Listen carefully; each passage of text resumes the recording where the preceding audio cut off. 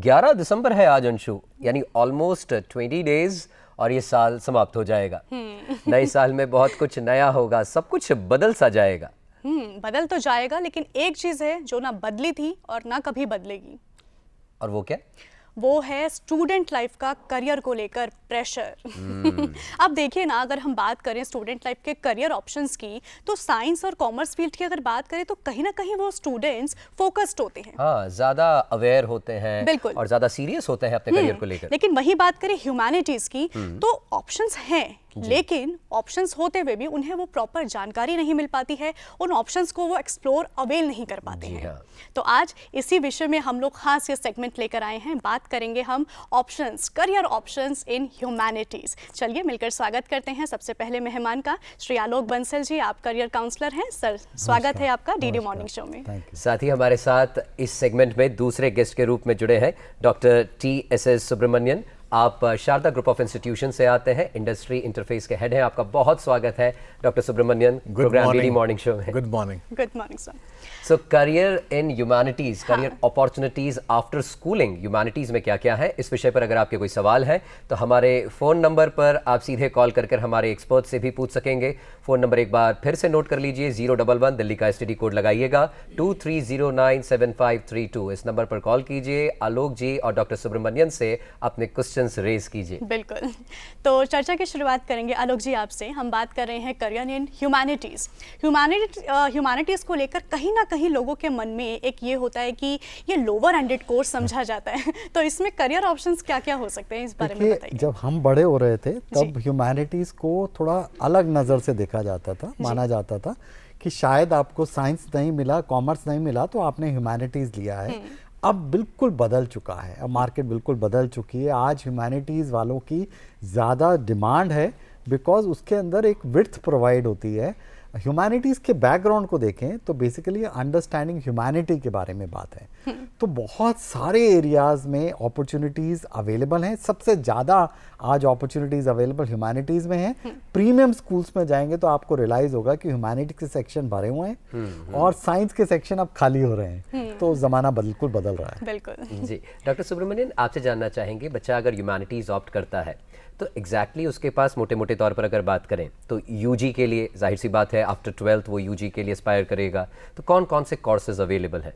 हाँ जी, to start with, there are so many wide variety of courses are available in humanities. Yes. If we talk about the maths and science, that develops the sustain in life as well as newer aspects.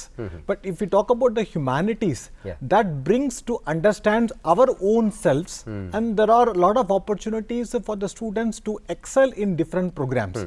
For example, as Sir was mentioning about, there are a lot of courses on economics. In economics, there are wide varieties are there, like for example, agricultural economics, microeconomics, macroeconomics, family economics, policy economics. If we talk about other programs, visual communication. Visual communication is one of the excellent program that introduces the students to do the interior design. They can go for 3D animations. For example, I would like to mention that there are experience zones are created by the Government of India, digital experience zones in Delhi. As well as Dolara Smart City Experience Zone is also created in Gujarat. So these experiences zones demands there are a lot of students to do the visual communication basically. And I would also add certain point that last week in Times of India there were two advertisements. The visual communication also helps the students to go for advertising agencies also. One of the advertisement was on 50 years of Mother Dairy. It was a wonderful animated scripted advertising that attracted lot of people around in India as well as in the world. यानी वही जो हम बात कर रहे थे कि जो कन्वेंशनल कोर्सेज थे उनसे अब अलग हटके परे हटकर भी बहुत सारे करियर ऑप्शंस उपलब्ध हैं। आलोक सर, आपसे जानना चाहेंगे, क्योंकि क्या होता है ह्यूमैनिटीज़ मैंने ऑप्ट किया है तो या तो मैं BA करूँगा, पॉलिटिकल साइंस में करूँगा, हिस्ट्री में करूँगा, चाहे इकोनॉमिक्स में करूँगा, आगे या तो सिविल सर्विसेज के लिए जाऊँगा। यही जो कंसेप्शन था, अब उसको मिसकंसेप्शन भी कह सकते हैं।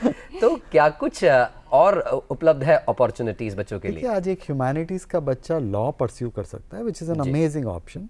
मास कम्युनिकेशन परस्यू कर सकता है, होटल मैनेजमेंट परस्यू कर सकता है, बिजनेस मैनेजमेंट कर सकता है, पॉलिटिकल साइंस कर सकता है, सोशियोलॉजी कर सकता है, साइकोलॉजी कर सकता है, इंजीनियरिंग कर सकता है।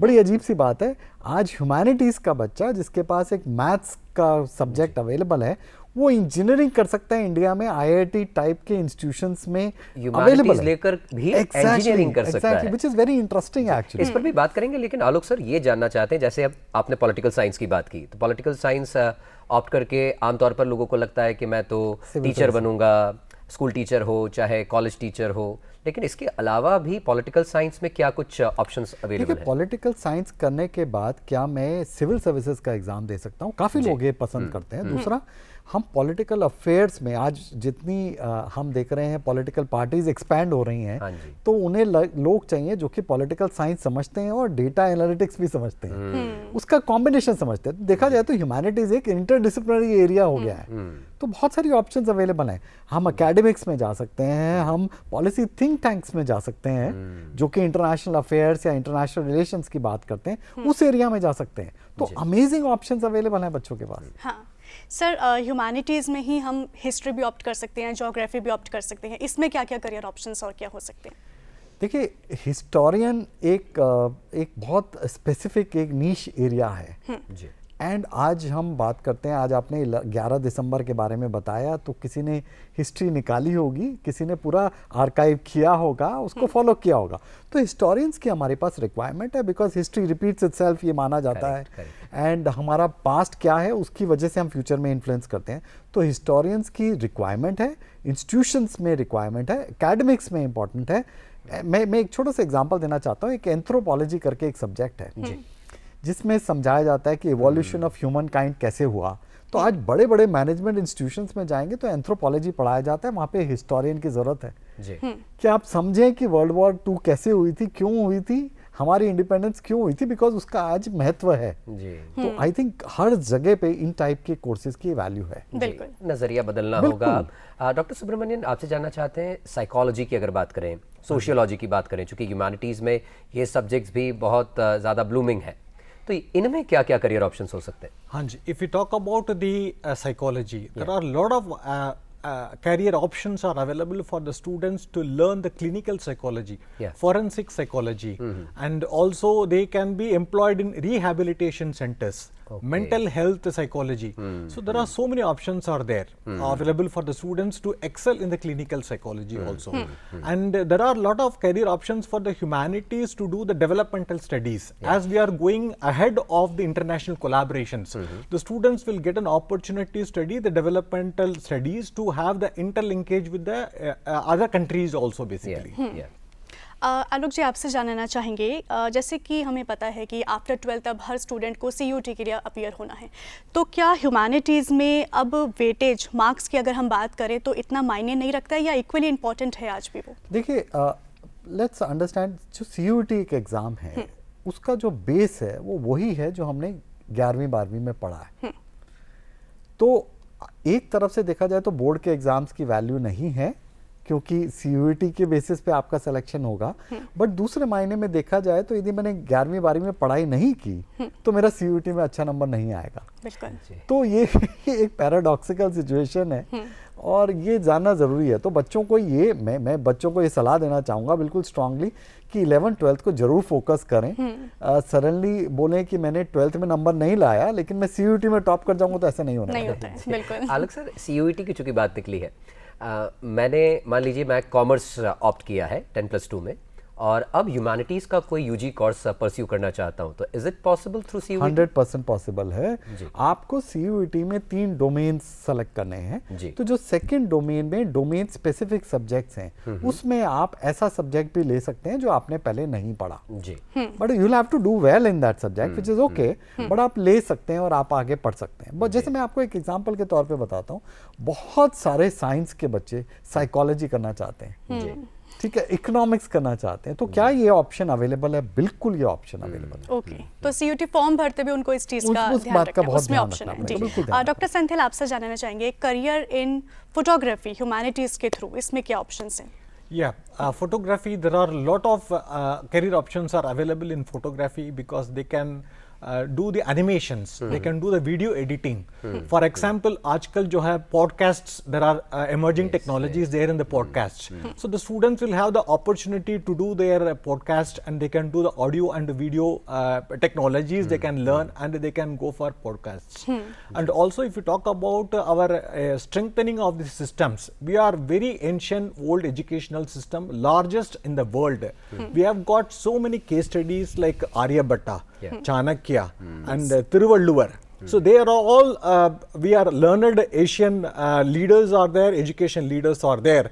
So, and also our National Education Policy 2020, it promotes the students to have diversified learning, experiential learning, and it empowers the students to choose lot of variety of courses available in Indian educational system. हम तो वैसे भी विश्व गुरु कहलाते ही थे और एक बार पुनः जो है वो टाइटल हासिल कर ही लेंगे, ऐसा विश्वास है। आलोक जी, आपसे जानना चाहेंगे, अभी आप बता रहे थे ह्यूमैनिटीज वाला बच्चा इंजीनियरिंग भी कर सकता है, तो हाउ इज इट पॉसिबल? क्या उसको JEE देना पड़ेगा या कैसे इंजीनियरिंग कर सकता है? देखिए, कॉन्सेप्चुअली यदि हम समझें, आज हम टेक्नोलॉजी डेवलप करते हैं तो खाली टेक्नोलॉजी से काम चलने वाला नहीं है, उस टेक्नोलॉजी का इस्तेमाल कैसे होता है वो बहुत इंपॉर्टेंट है जी। तो बहुत सारे इंस्टीट्यूशंस में, एकेडमिक इंस्टीट्यूशंस ने माना कि कंप्यूटर प्रोग्रामिंग तो हम आपको सिखा देंगे, बट आपको सोशल साइंस स्किल्स हैं कि नहीं है, क्योंकि वो ज़्यादा ज़रूरत है। देखिए, हम कहते हैं कि इंजीनियर बहुत अच्छा कम्युनिकेटर नहीं होता, which is becoming a reality, I mean accepted reality for that matter.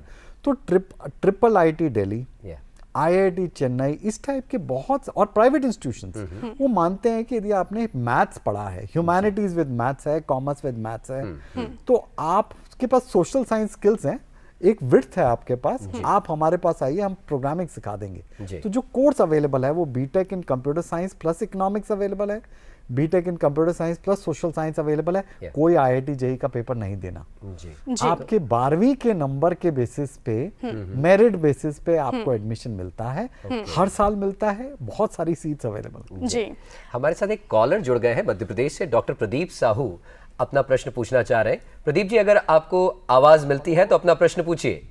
हाँ, मयंक जी, मैं भोपाल से प्रदीप बोल रहा हूँ। जी जी Pradeep sir. Good morning everyone. जी गुड मॉर्निंग। मैं पूछना चाहता हूँ कि कैरियर काउंसलिंग में साइकोमेट्रिक एनालिटिकल टेस्ट क्या होते हैं और इसका क्राइटेरिया क्या होता है और ये कितने रिलायबल होते हैं? कई बार देखा गया है कि साइकोमेट्रिक टेस्ट कुछ बोलता है और बच्चा दूसरी स्ट्रीम में जाता है, तो इसका कारण क्या है?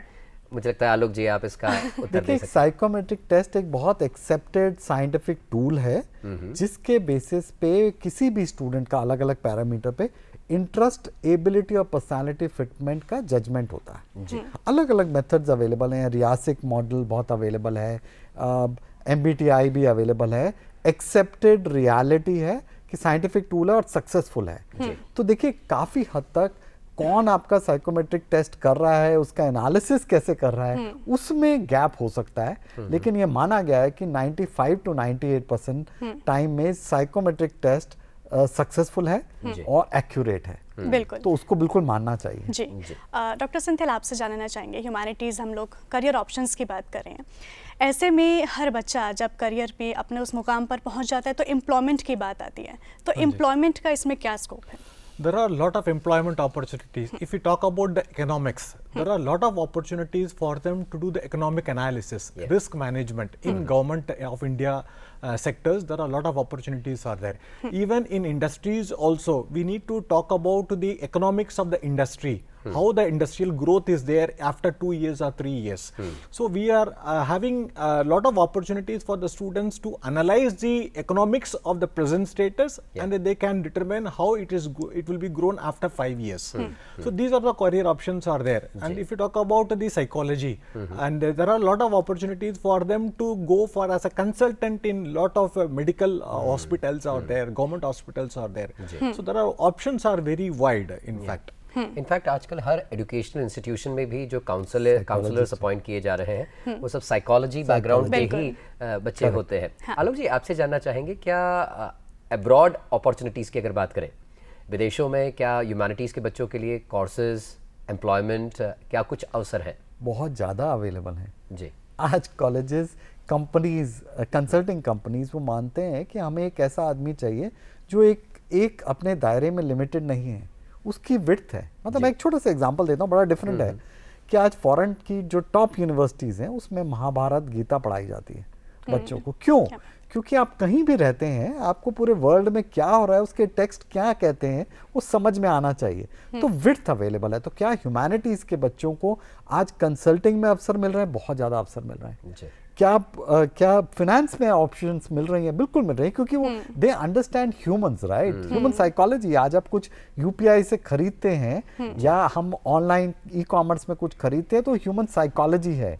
तो psychology, understanding of human behaviour बहुत इंपॉर्टेंट है, बहुत इंपॉर्टेंट है। तो वैल्यू बढ़ रही है। And I would like to add one more point to Mr. Alok also, that UGC has regulated that there are foreign universities are going to have physical campuses in India for foreign collaborations basically. And the Deccan is the first university in India which is going to get established in 2024 in collaboration with the UGC in the IFSC Gift City Center in Gujarat basically. So International Financial Service Center which is going to get established in Gujarat. It is between the Ahmedabad and Gandhinagar, Sabarmati River basically. So there are a lot of opportunities for the students to do foreign programs also in India. जी doctor Senthil, आपसे जानना चाहेंगे, अगर हम humanities के साथ में English की बात करें सब्जेक्ट की, इसमें क्या करियर ऑप्शंस हैं? So the English will help us to develop the communication skills. Communication skills being a very important aspect in any industry, whether it could be a government of India or it could be an industry. There are a lot of options for them to develop the communication skill. So that will also help us to help the students to qualify TOEFL exam, test of foreign English language also. So this is a good option for them to choose the English as a course of a career also. Okay, so sir English course subject opt करने के बाद में भी क्या हम premium college के expectation रख सकते हैं? 100%। मैं थोड़ा सा ऐड करना चाहूँगा। अभी तक एक कोर्स अवेलेबल था हमारी कंट्री में, IIT चेन्नई में ह्यूमैनिटीज एंड सोशल साइंस का कोर्स अवेलेबल है IIT चेन्नई में, उन बच्चों के लिए जिन्होंने ह्यूमैनिटीज पढ़ा है। तो अमेजिंग ऑप्शंस अवेलेबल है। मैं और एग्जांपल के लिए देना चाहूँगा, IIT मुंबई, IIT गुवाहाटी में बैचलर इन डिज़ाइन का कोर्स अवेलेबल है ह्यूमैनिटीज़ के बच्चों का, जिनका डिज़ाइन एप्टीट्यूड है।